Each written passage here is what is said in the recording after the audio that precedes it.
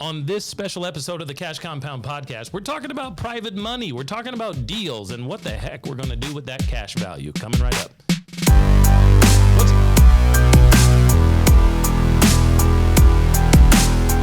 What's up, everybody? Welcome back to the Cash Compound Podcast. We've got a special guest inside our studio today. Very excited about this. And we've been kind of doing some stuff together for a couple of months now. Yep. Ladies and gentlemen, so I'd like to introduce you to Mr. Randy Solomon.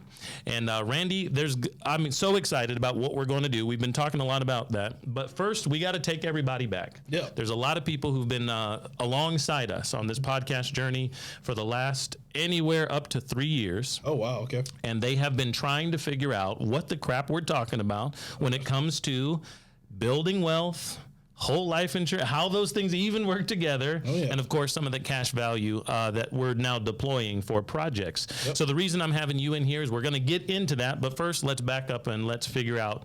First off, we had a lot of kind of common ground with some friends prior to meeting. Mm-hmm. Exactly.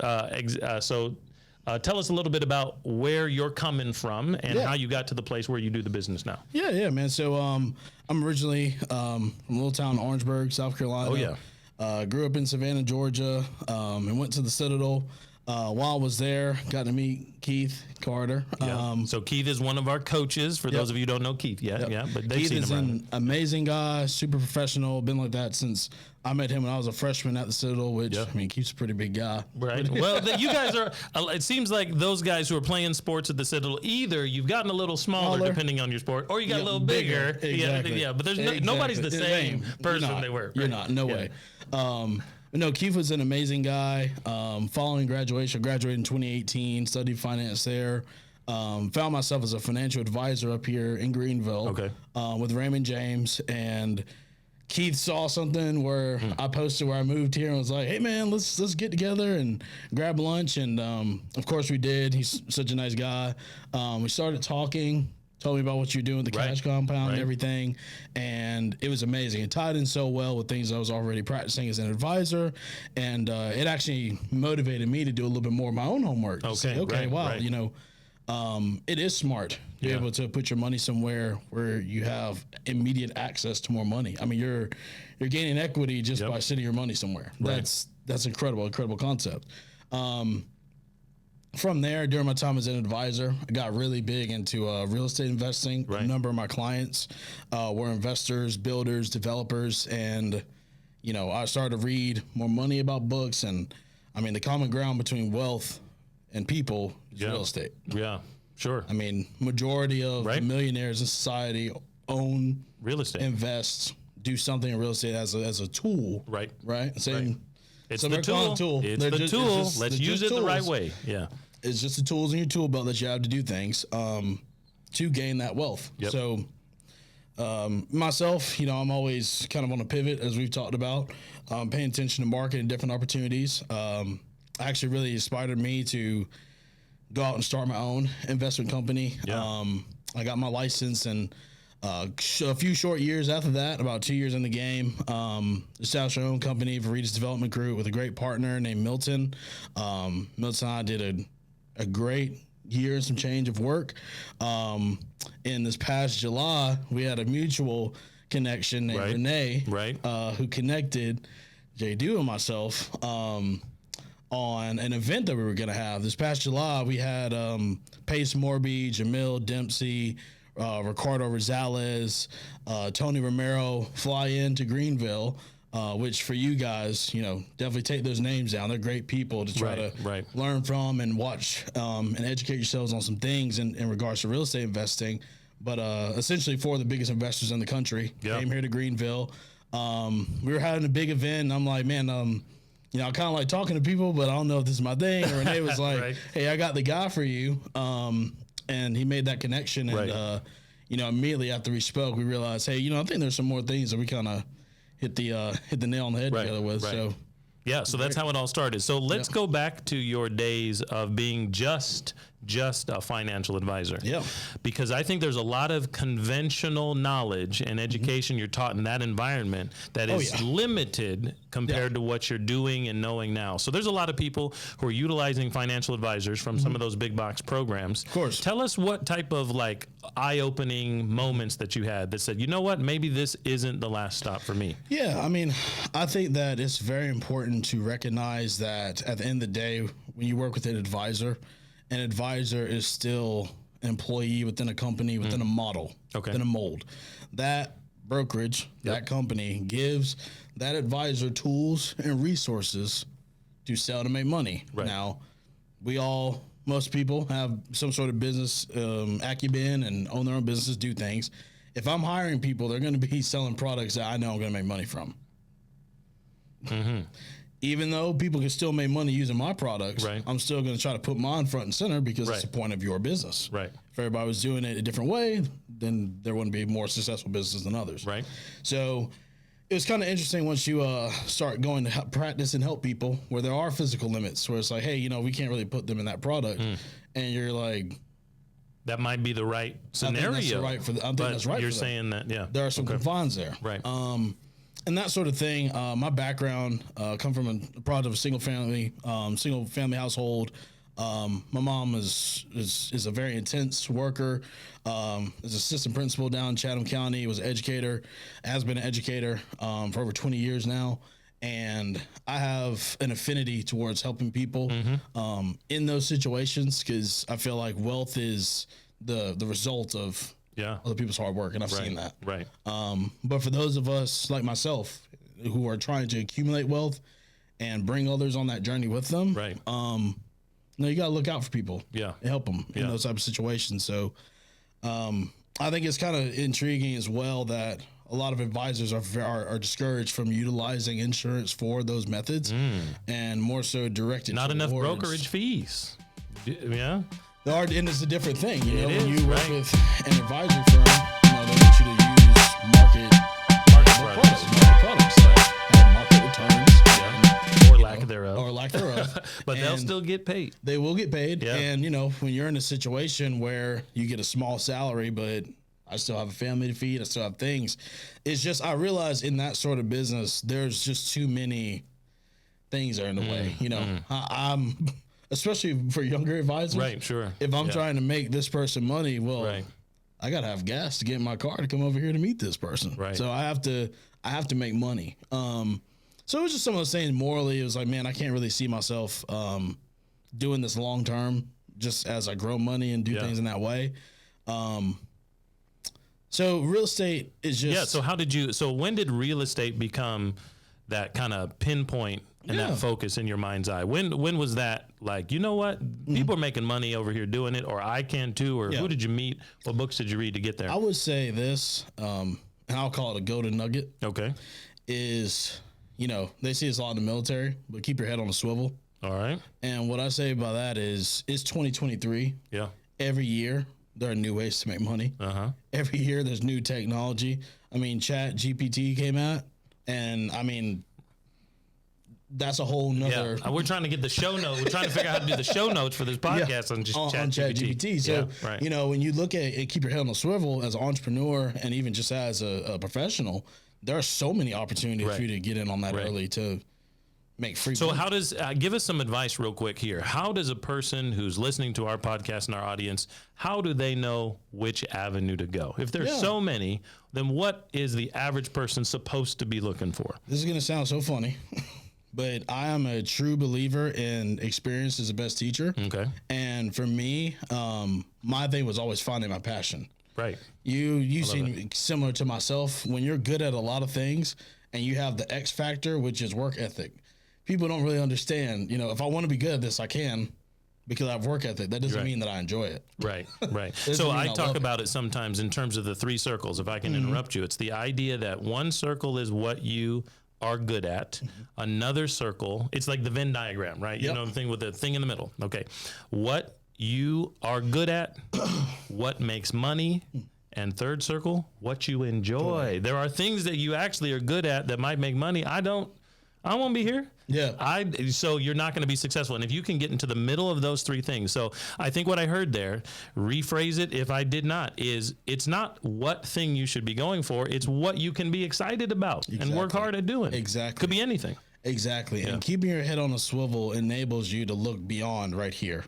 When you work a 9 to 5, a lot of people just get sucked into this pattern of I work, I focus on my work, I come home, I focus on my family. But as an individual, you have to have your own passion, what makes you you.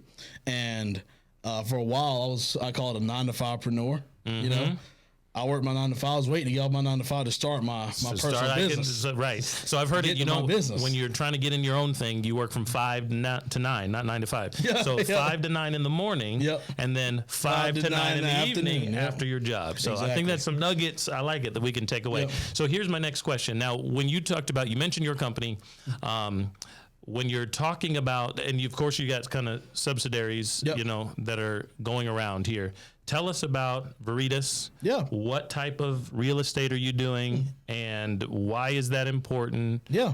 And of course, we'll get into after that. Now, what's the marriage between us and what you're doing? So I would say Veritas Development Group. First off, Veritas means faith in Latin. Basically, our 3-word mission statement is trust, faith, real estate. And in that, I don't normally hear real estate after trust and faith. I normally hear something in church or whatever. Like give, right? Right. Trust and faith, y'all gonna give. But then we got trust, faith, real estate. Okay, so tell me the background behind that.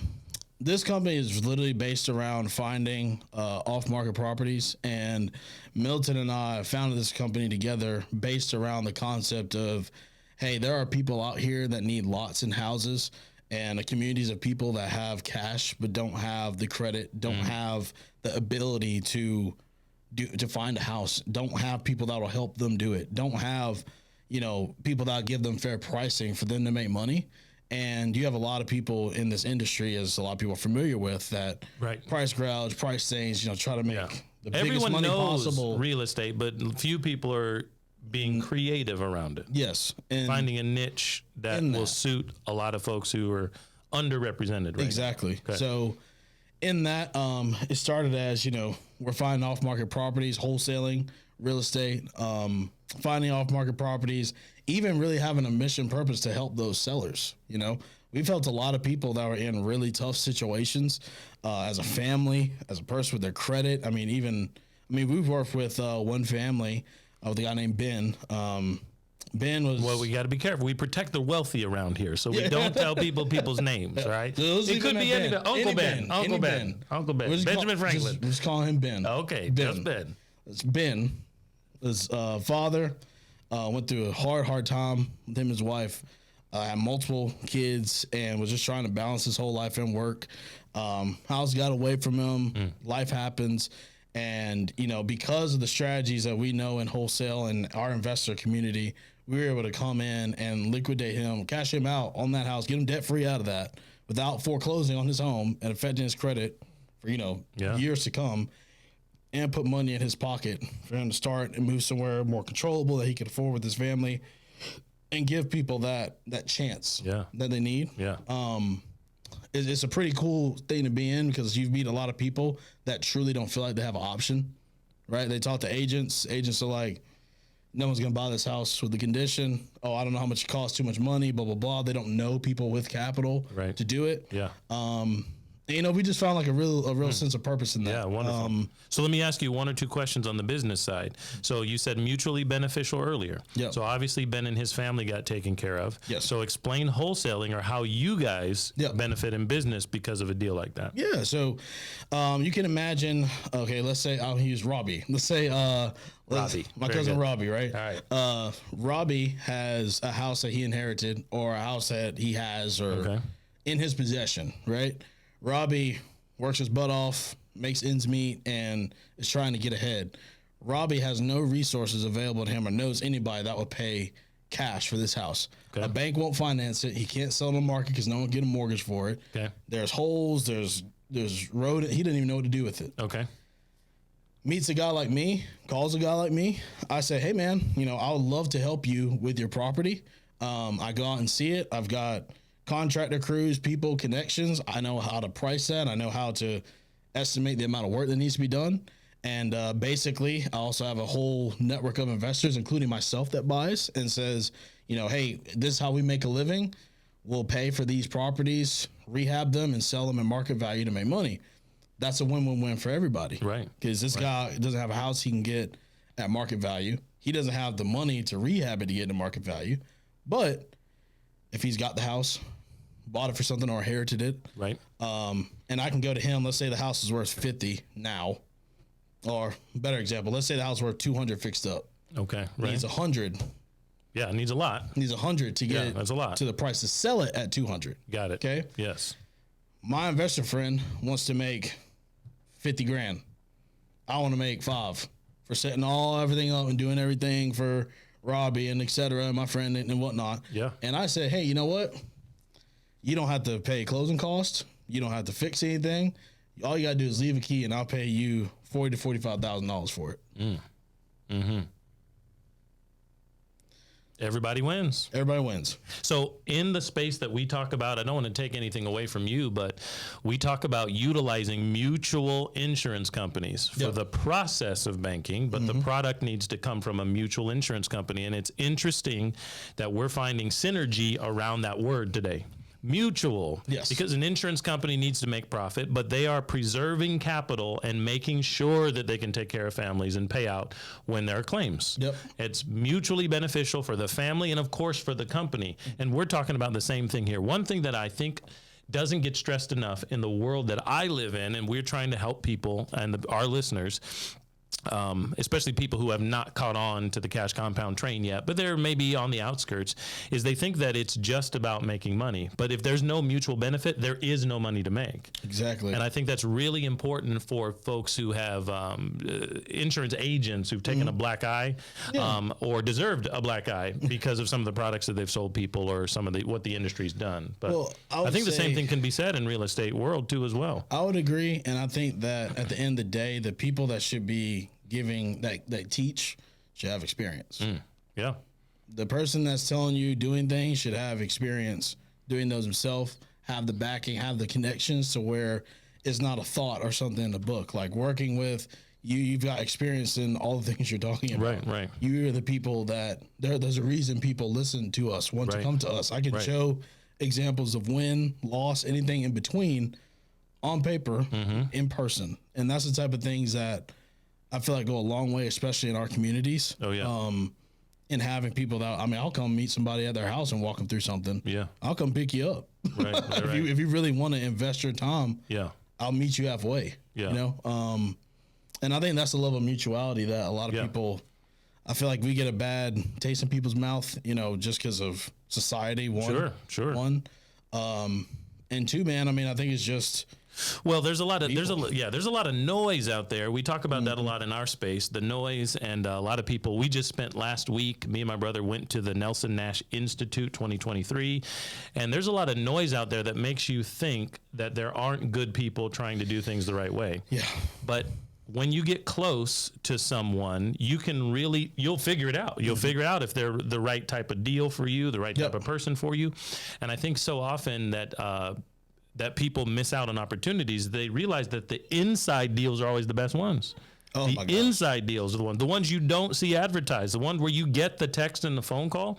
And I'm starting to realize you got to have people, mutual beneficial people in your corner who call you. Yes. Those are where all the deals are. Yes. So if you don't have that network, we're building that community very soon. We're going to talk about it here in just 1 second. But another question that might not be super specific for a lot of our listeners, but I wonder, in the world of real estate, I'm hearing a lot of words around. You mentioned these guys, Jamil, Pace. I'm following these guys. I didn't know who they were a year ago. Yeah. And they're saying words like, Tony, they're saying words like creative finance, sub-2, all these words I'd never heard. I heard of real estate. You're right. I heard of real estate agent. I heard of investing. I've not heard of these. So is there room for more? What is this space? Yeah.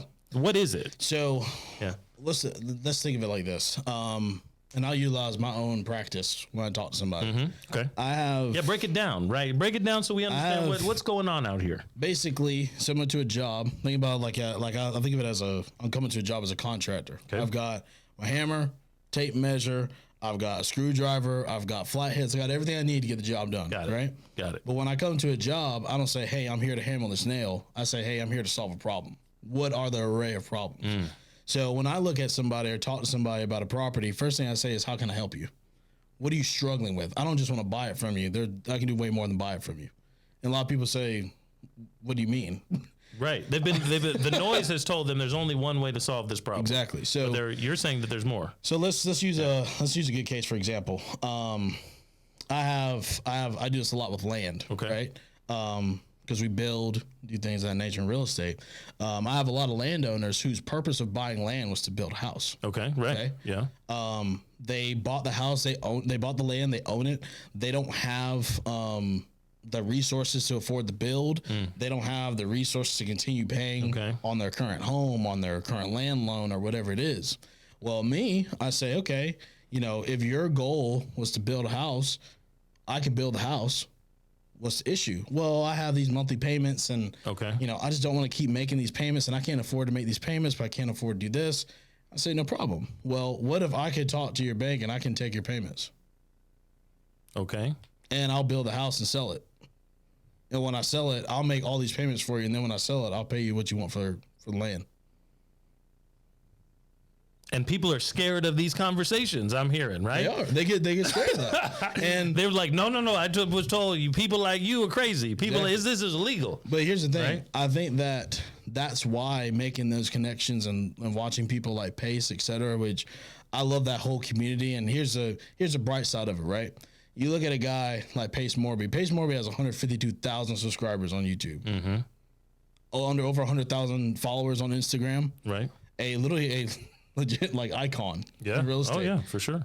I could text that guy and he'll text me back. Yeah. You can message him and his team and they will try to literally help you do that. They'll give you whatever. They'll put sellers on the phone with him. Yeah. Tell him this isn't true. Tell him this isn't possible. You know what I mean? And right. That's the type of thing where it's like, I think a lot of people don't take the time to build rapport. Like, I like to know people. Yeah.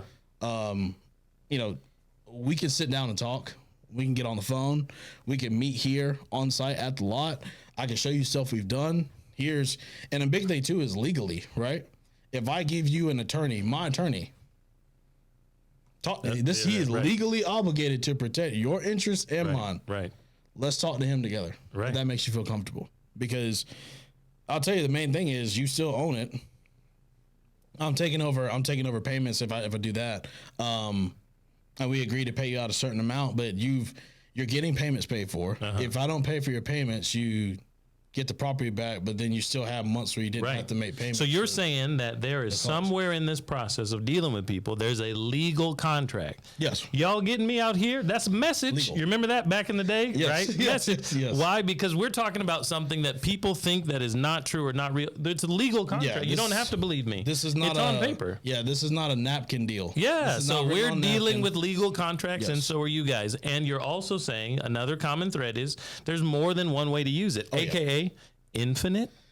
Yes. Infinite. Y'all with me out here? Y'all with me? Okay, 100%. Very good. So let's move forward. And as we kind of wrap things up, talk about what you see the future looking like, dealing with investors. We got a lot of people in this community who are looking to spread their wings. They don't know how to do this type of stuff. So introduce us to the next 5 to 10 years of your business and your company, and then I'll tell them about what we're going to do together. Okay. So right now, as myself, as an entrepreneur, as a real estate entrepreneur, okay, I've found myself with 4 businesses at the moment: grading, real estate, brokerage, my own personal investment business, and building. Okay. Yep. In that, over the course of 3 years, I've built an expansive network of big time institutional lenders, hard money lenders, investor community. I've got a whole backing, right? My goal, is to do a number of projects per year. So for the people listening, as a real estate entrepreneur, my money is made by how many deals I'm doing. Okay. Right. If I'm buying, selling, I'm making money. Okay. Right. But you make bigger deals. There's more money in doing the deals. Like as you gain experience, you realize, man, these deals I'm selling to make, the most short-term money on are the ones where I can make 6 times that if I just buy it.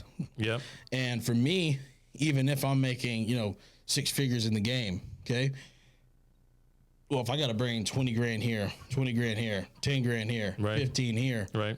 after a while, you find yourself shortchanged.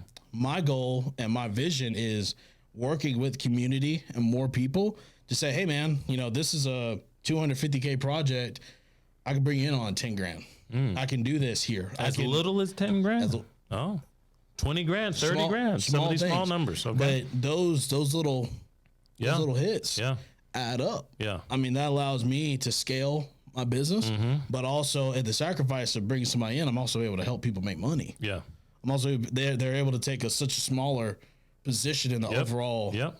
But they can, So another thing, see, I keep having to relate it back to it. I keep stealing some of your thunder, but we're going to do more. I told you I'd tell you guys about what's coming down the pipe in the next couple of months. But you also said is the money is in the deal. Yeah. Oh. Okay. So it's not necessarily in what we thought it was prior, but it's the same thing. And when we talk about this in IBC or infinite banking, the money is not actually just in the product, it's in the deal. It's deploying the capital. Yes. And doing what we call as the banking function. When you start funding things, right? Yes. When we do deals, when we put it on paper, that's where the money is made. It's actually in the deal. We just need a place to warehouse and store the wealth. And if we got it in a place we can get to it and deploy it, then we can do some deals. Exactly. Love it. So let me introduce everybody into a new piece that's coming to our subscription channels and our models inside our Cash Compound course library.